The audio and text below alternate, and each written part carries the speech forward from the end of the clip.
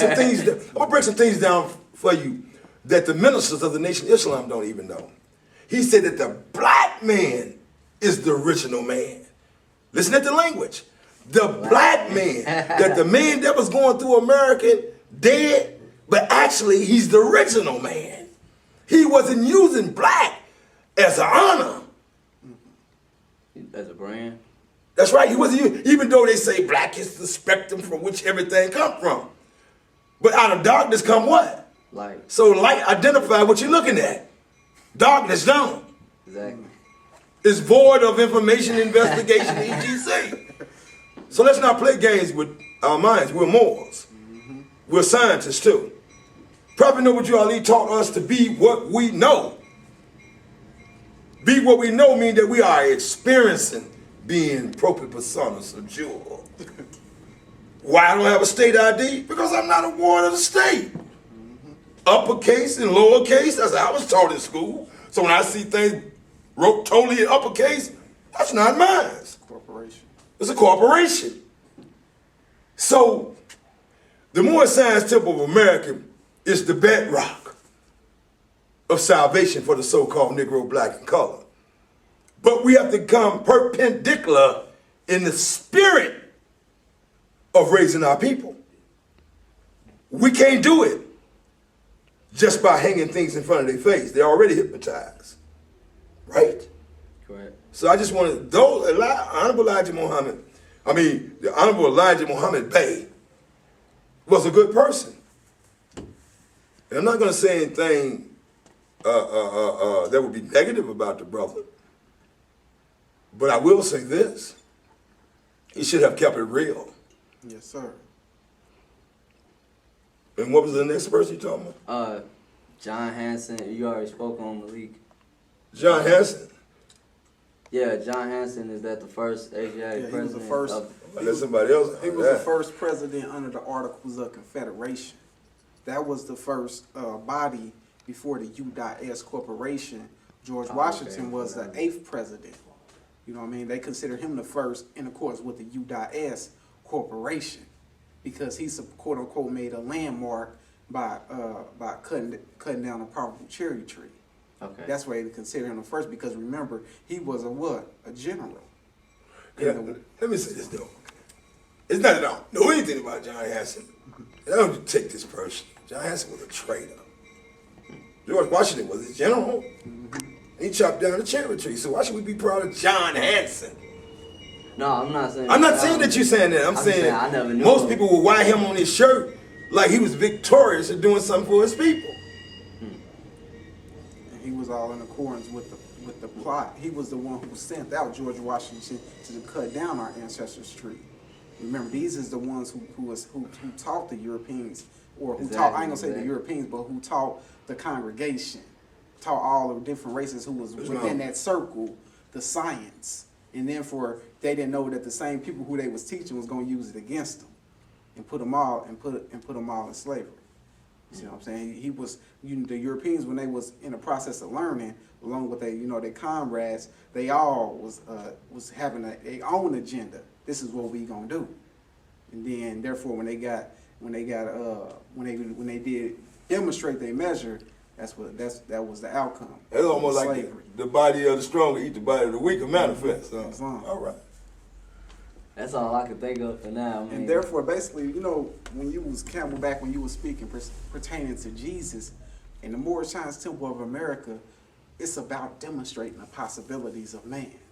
It's about imitating Jesus. But when National Grand Sheik Kenu Marbay demonstrated about the man coming back 2,000 years ago, he came back in the noblest form of our holy prophet, Noble Drew Ali, to teach us. He didn't come, I noticed a lot of people is familiar with I come on the cloud, and you actually think you're going to see one big foot come out the sky and be on the cloud. And that's just supposed to be over. But and then we notice in accordance with the Bible, he said, I'll send unto you a comforter. His name will be Ahmad. But see, this is who was referring to as Prophet Muhammad. He'll send unto you the comforter. But they did like a misspelling with the name. But you had to be the scientist and be able to interpret. be able to interpret the Bible. See, we honor the Bible because they honor our brother, man, and friend, brother Justice, who we refer to as Jesus. You know what I'm saying? But we demonstrate the possibilities like Jesus, and we demonstrate the same creed. Because see, Jesus said in the Bible, my religion is of Abraham. Abraham was a Muslim. Him and Ishmael reconstructed the Kaaba, which is in Mecca, which all Muslims face towards the east. So therefore, if Jesus stated that his religion is of Abraham, those who profess to be Christians must demonstrate their same religious creed. Islam, because Jesus didn't carry no Bible.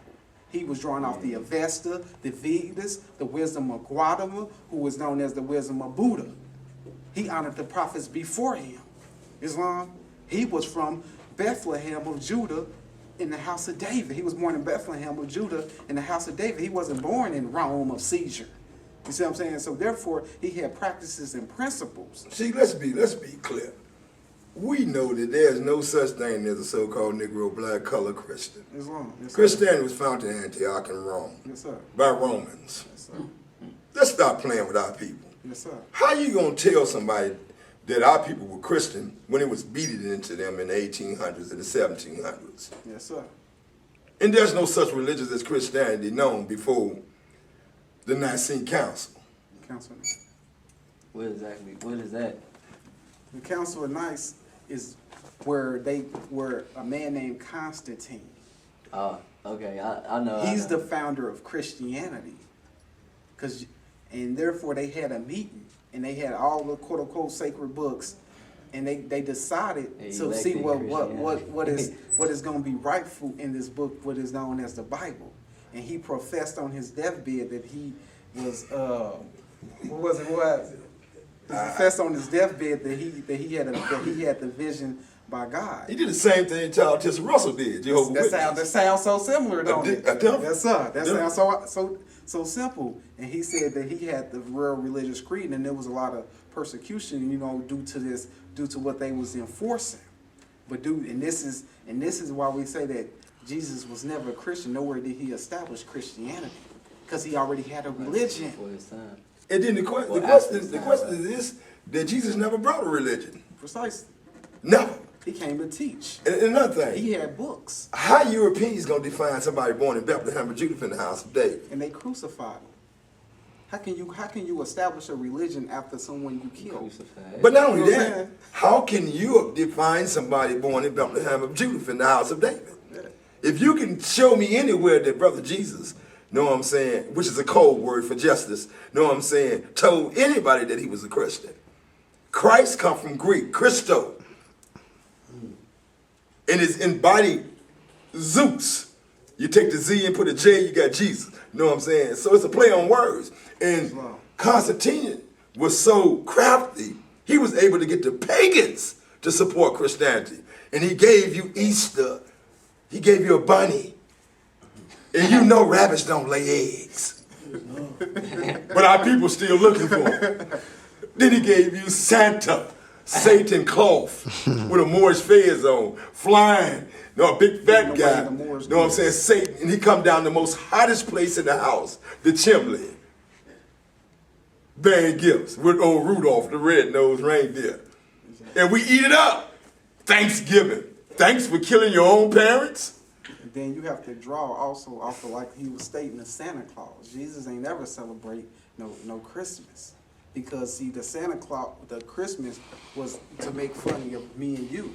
When Santa came, due to 1492, when the Moors and the Europeans had war, and they said the Moors was defeated by the Europeans, he came with what? What is the main colors of Christmas? Red, white, and green. And then he coming with what? Gifts for the world. And he's wearing his fez. And the homosexuality that they enforce is the only way that your child, your quote-unquote child, can get gifts is what? Is if that child sit on Santa's lap. And I want to tell you something. And he got to sit, and the child has to sit right by the what? Loin. Yeah. And listen, this you actually think we're going to practice this? And all you brothers and sisters out here that like Valentine's Day, know about Valentine. He was a priest. They killed him. And he was over all the prisons. So he made men's lover of each other. And they call it Valentine's Day. This is why you see the heart, they call it. But no heart is made like that. It is actually a behind with a penis in it. But you go out to go get a card and chocolate. When you open the chocolate, what's inside of it? I just want to make that perfectly clear that we have become subjected to so much foolishness and folly, man. So much foolishness and folly. We are baptized in dumb junk. You know, we have to climb back to the dimension of eternal felicity in the paradise of Allah and get back into the true economy of human life and become Moors again. Because Moors are upright, independent, and fearless, and they care for their loved one.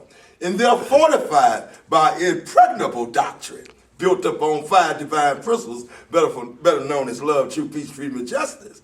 And it is folly at its greatest height for smelly corpus with their insidious plan to invade such realms. They try, and they try. But their own bad planet bring down wrath upon their head. Like the sword of old Damocles, the trees, schoolers cutting, find a difficult path to travel in the ranks of the Moors. This is so because the Moorish movement has been well planted by Prophet Noble Drew Ali, whose latent power is abundant, unknown, and maybe called to action as a amount deeper in any moment. I just want to give you that portion. I think that's all I can think of now. But I want to say to all the Moorish Americans out there, Moorish Muslims, etc., forgive me for not having my fez on, you know, because I was at work, but we always supposed to be prepared to give account of our action. So we always at work. May Allah bless you. Thank you for listening. There'll be many more of these DVDs put out from Mecca, and we hope those who get them learn to love instead of hate. We at 7925 Exchange, Chicago, Illinois. Come and see us. Take out your forefathers and mothers, better known as your nationality card, and take your place in the affairs of me as a nation. And with that, we say, may Allah bless you. We love you all. Peace and love. Peace and love. Gratitude. Gratitude. I can't think of nothing. I know I burn you out sooner or later. Oh, yeah. I knew I'd burn you out sooner or later. And you did a good job too, brother. And I'm sure you learned a few things. Yeah. Huh?